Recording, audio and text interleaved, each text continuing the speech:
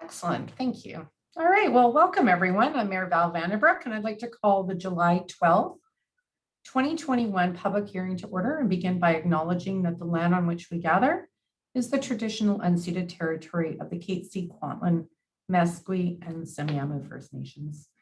So with me tonight, I have Councillor Paul Albrecht, Councillor Terry James, Councillor Gail Martin, Councillor Nathan Pahal, Councillor Rudy Storterboom, Councillor Rosemary Wallace. And for staff, we have our Chief Administrative Officer, Francis Chung, Darren Light, our Director of Corporate Services, Carl Johansson, our Director of Development Services, Rick Baumhoff, our Director of Engineering, Parks and Environment, Kim Hilton, our Director of Recreation, Culture and Community Services, and Paula Kuzak, our Deputy Corporate Officer. So I'll call to order. This public hearing is being conveyed pursuant to Section 464 of the Local Government Act in order to consider the following: bylaw number 3173, zoning bylaw 1996, number 2100, amendment number 176, 2021, number 3173, and development permit number DP 05-21. It's a bylaw to rezone the properties located at 19665 and 19669 55A Avenue from the RS1 single family residential zone to the CD75 comprehensive development zone to accommodate a 15-unit townhouse development. So I would like to thank everyone for attending this public hearing, which is taking place by electronic means via Zoom. If we encounter technical challenges during the meeting, please stand by, as we want to ensure everyone who wishes to speak is afforded the opportunity to do so. This public hearing is being live streamed on the city's YouTube channel and is also being recorded and will be posted on the city's website. If you are watching and wish to attend this electronic meeting, you can go to www.langleycity.ca to register and join the meeting. At this public hearing, those in attendance at this meeting who believe that their interest in property is affected by the proposed bylaw will be allowed to make representations to council and shall be given a reasonable opportunity to be heard respecting matters contained in the bylaw. Once in the meeting, you may use the raise hand function to indicate your wish to speak, which will automatically put you in the speaker queue. You will be invited to speak in the order in which hands are raised. When it is your turn to speak, staff will prompt you a message asking you to unmute your microphone and you may begin speaking.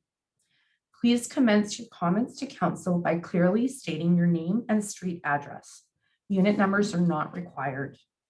Then you may give us the benefit of your views concerning the bylaw. Your name, address, and comments will form part of the record of this public hearing. Members of council may, if they wish, ask questions of you following your presentation. However, the main function of council members this evening is to listen to the views of the public.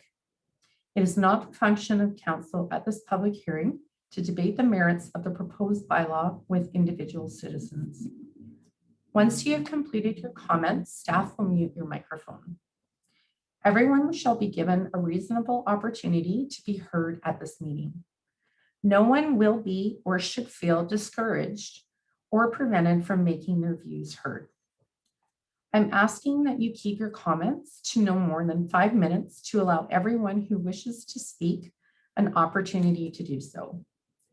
Once everyone who wishes to speak has done so, I will call for speakers for a second time, at which those who wish to speak again should indicate so by using the raise hand function. I will then call for speakers for a third and final time. If there are no speakers, I will ask for a motion to close the public hearing. The public hearing was also given the opportunity to provide written submissions for this public hearing. All submissions will be retained by the corporate officer, and copies of the submissions will be available from her on request following the hearing and shall form part of the public record of these proceedings. Ms. Kuzak, can you please advise how notification was provided for this public hearing and whether we have received any correspondence. Thank you, Madam Mayor. Newspaper advertisements for bylaw 3173 were placed in the July 1st and 8th editions of the Langley Advance Times. Notices were mailed out to owners within 100 meters of the subject properties. Notice of the public hearing was placed on the city's website, on the posting board on the first floor of City Hall, as well as outside the entrance to City Hall. No correspondence has been received in relation to bylaw 3173 at the time of the agenda publication or to date. Great, thank you, Ms. Kuzak. Okay, so on to business. Bylaw number 3173, zoning bylaw 1996, number 2100, amendment 176, 2021, number 3173, and development permit number DP 05-21. And I believe Mr. Johansson is going to provide a brief overview of the purpose of the bylaw. Yes, thank you, Madam Mayor, and good evening, Mayor and Council, and members of our audience tonight. This application proposes a 15-unit townhouse project, complete with rooftop patios and design elements that reflect emerging policy direction coming from the new draft official community plan, and also what staff is considering for the new zoning bylaw. The application has incorporated the recommendations from the Advisory Design Panel, or ADP, in their site design and landscape recommendations, including updating the visitor parking spaces and enlarging private yard spaces and improving the privacy screening on the rooftop patios. So we have members of the architecture team, Zar and Fred, here tonight, and Meredith from the landscape architecture team. Thank you, Madam Mayor. Great, thank you. And I believe you have a presentation for us tonight, so that would be great. Thank you. Shall I start? Please go ahead. Okay. Good evening, Madam Mayor, members of council. It's nice to see the familiar faces again. When I used to do presentation, Gerald told me you talk too much, so write down everything and make sure it's not more than 5 minutes. And I think it will be 5 minutes. Our proposal is 15-unit, 3-story ground-oriented townhouse development. This slide shows the site comprises of 2 lots here, and all these townhouses here have been developed, and they're either under construction or completed and sold. The only parcels left are these 6 single-family houses on the North Shore, on the north side. I'm living in North Shore, so okay. This slide shows the site, and there are a few views from the development projects. Number 1 is the lift, which is in here, is almost complete, and the same developer that has developed this development here is doing this site. Number 2 is Elation, which is a 33 townhouse development to the east and to the west. And number 3 is a townhouse development completed in 2019. So we are really adjacent to this elevation on the north side. And this slide shows the streetscape. So elevation is 33 unit complex, and this is facing 55A, which is similar to our project here. And this is the middle block, again facing 55A. This is facing 55A. These 2 blocks are along the north-south orientation, but only the end units are facing 55A. So we have tried, in terms of material, in terms of design, to make sure that our development, which is this one, is compatible with this more than other developments, but at the same time, we have the same approach with the other townhouses that luckily we have designed them all. This slide shows the site is about 22,500 square feet, almost half an acre. Is 2 building blocks, this and that. And the left block here, these are all double car garages, and the right block is only these 2 that are tandem parking. The rest are double car garages as well. The area of the double car garage units are about 2,200 square feet. They're large units, and the tandem parking design is about 1,500 square feet.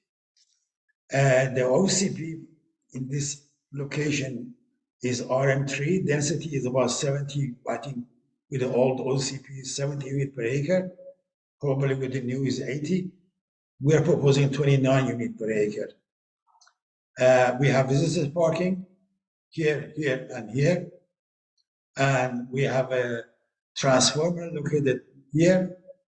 And the lane, internal road connects the lane to the 55A Avenue is 8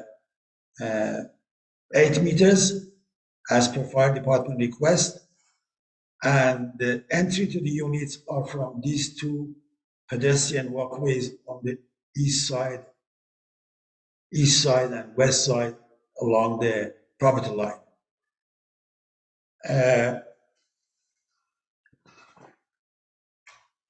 The setbacks are in line with the elevation and in line with another townhouse development further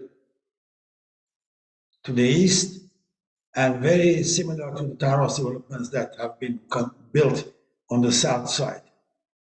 We have 3 gates here, one here, and one in the back they're just gates for creating a territorial security. We hired the services, the owner, the client, developer hired the services of Leona Security. We sent them the drawings, everything. They provided some input and recommendations that have been incorporated into the site plan. This is the same slide, and is a view from 55 from east looking to the north. And this slide shows the gates that I was talking, one here, and shows the entry of the 2 units that are facing 55A, which we have canopy and we have trellises.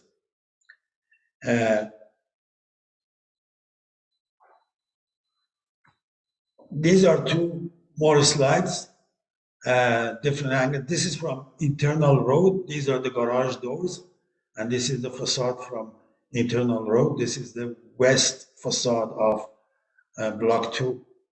And this shows the walkway and the access to the units from the east. As Carl indicated, all the units have rooftop amenity, and they also have private patios at grade and also have balconies on the 2nd floor. Again, as Carl indicated, the design has been reviewed by the planning department and by the advisory design panel. Some very good comments and concerns were raised, and we incorporated all of them. And the drawings in front of you is the revised package, in fact.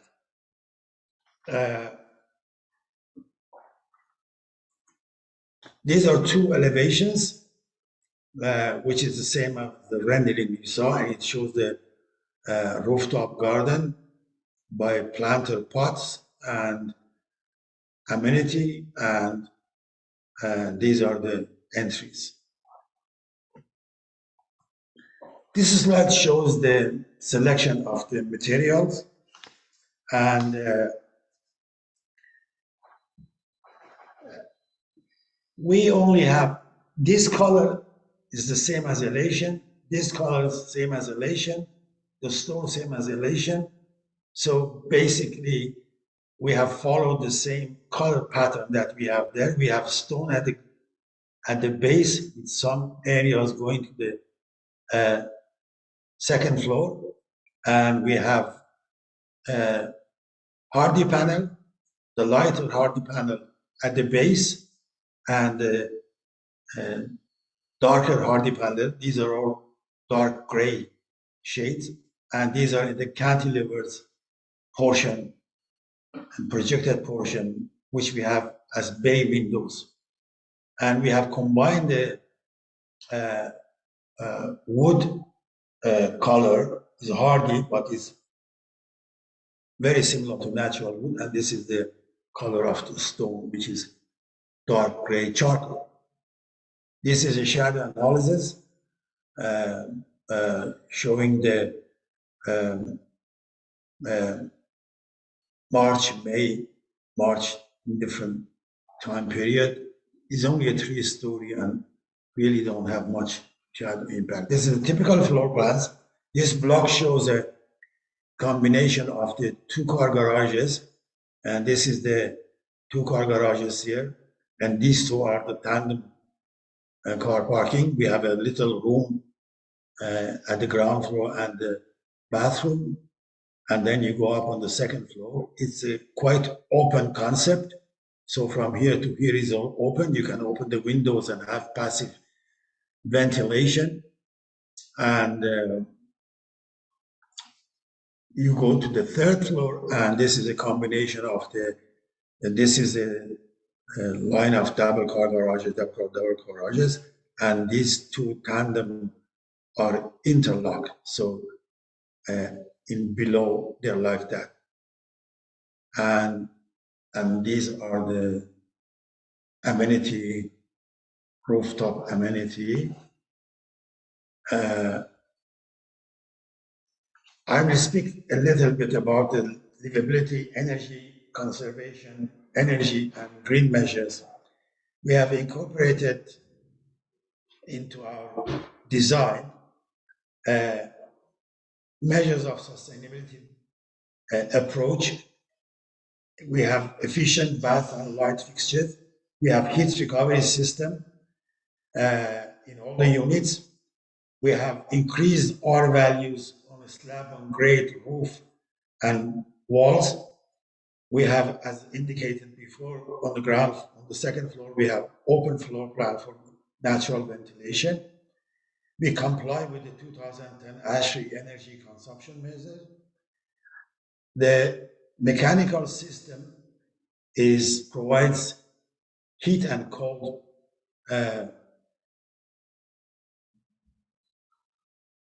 temperature ventilation. So we have a heat pump. It's located at the ground floor on the patios.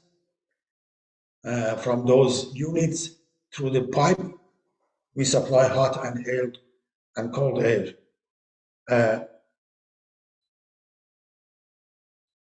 As indicated, all units have private patios, top amenities, large balconies, and all the garages are have electric chargers, all of them. And lastly, all the concerns or comments or input provided by Liana's security is incorporated. My time is over. Maybe Meredith can take over now. I can take over. Do you have my rendering there? I have to too, or- close, yes.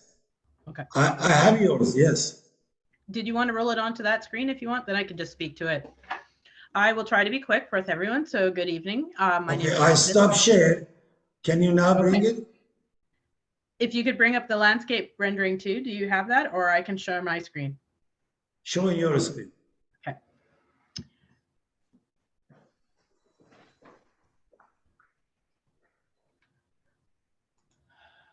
One second while I try and find it.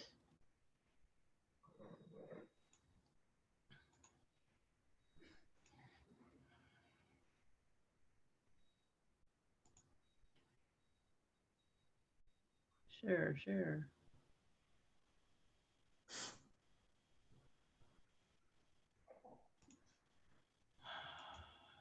There we are. Sorry, it was not showing up. Okay, can everyone see that? Yeah. This is my landscape plan here. So I will be very quick with the landscape plan. I'll give you a quick overview and then I'll discuss just a few of the items that were revised based on the last meeting with the city for the panel.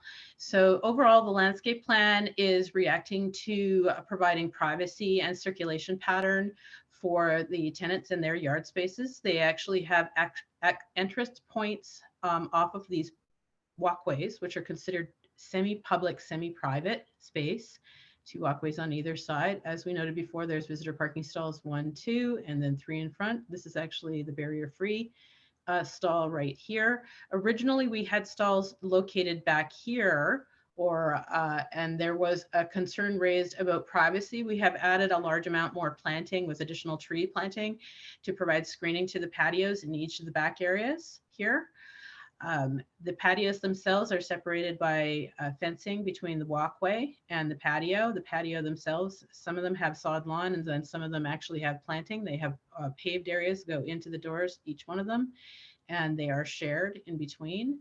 Some of them have planting in between to provide separation and privacy between the different patios. There is actually also additional planting all the way along the perimeters on either side to provide a good sense of separation. There's mixed a double planting on this side that's also related to where the buildings are on this side, and then mixed planting and trees on this side relative to the different type of use that's on here. The other thing that we also did do per recommendation is we had added additional special paving at the driveway entries on the lane sides at either side, and then additional banding across the front. There was also some additional discussion about having some additional planting along the internal road here to provide a green face. These paving here are actually aquapaved too, to provide a sustainable measure for drainage. And then the green planting at each unit inside this internal road makes it feel more courtyard-like and provides a sense of identity to each one of the units. On top of that, there is also a plan that shows on the second floor, the street tree plan, and then rooftop patio plan. We added additional screening and then planters that have raised planting large ornamental grasses and broadleaf evergreen plant material to allow for a sense of green finish to the actual rooftop areas as well. Now, the primary concern obviously was security and then also a sense of identity of space. So as Fred was mentioning, we do have gates at the walkway entries for each one of the entries from the lane and from the main street, and then also some screening for the PMT, which is located right in here. The tree material is generally ornamental with both broadleaf evergreen or deciduous trees, and all of them are flowering. So that is a very short overview for the landscape, and I'll stop sharing here, and then I would be happy to hear any comments if there is any. Well, great. Thank you both. Well, all 3 of you for a great presentation. Okay, Ms. Kuzak, can you please advise if there's anyone in attendance electronically at this meeting who wishes to speak to bylaw 3173? Thank you, Madam Mayor. Pardon me. We currently have no attendees to the electronic meeting. However, I have just checked our council mailbox and we have received 1 piece of correspondence. And with your permission, I'll read it out for council. Yes, please. It is from Angela, and she says, I am writing against this bylaw amendment. I live in the area and it is already very congested and very dense because of all the new developments. There's no parking and the roads are narrow for so much car traffic. Please leave the zoning as it was. Thank you, Angela. Okay, thank you. All right, so there's no speakers, so I'm going to call for a second time for speakers on bylaw 3173. No attendees. Okay, and I'll call for a third and final time for speakers on bylaw 3173. No attendees. Okay, so seeing no speakers, do any members of council have any questions regarding bylaw 3173. Councillor Storterboom, please go ahead. Thank you very much, Madam Mayor, and thank you, Mr. Adab and Meredith and team. I appreciate your wanting to do business here in the community. I can't be curious as to Angela's address if Ms. Cusack has that available. I'm sorry, through the mayor, Councillor Storterboom, I do not have her address. She just simply stated that she lives in the area. Okay, so Angela, no last name, lives in the area. Okay, got it. Thank you very much. Welcome. Do any members have any questions in regards to bylaw 3173? Okay, well, so we don't have, so I guess we are done with the public hearing then. So can I move in a seconder to close the public hearing? Please, Councillor Storterboom, Councillor Wallace, all those in favor, any opposed? So this public hearing is now closed and this bylaw will come forward for consideration at a third reading at a future council meeting. So thank you, everyone, and have a wonderful evening. Thank you. Thank you very much. Thank you.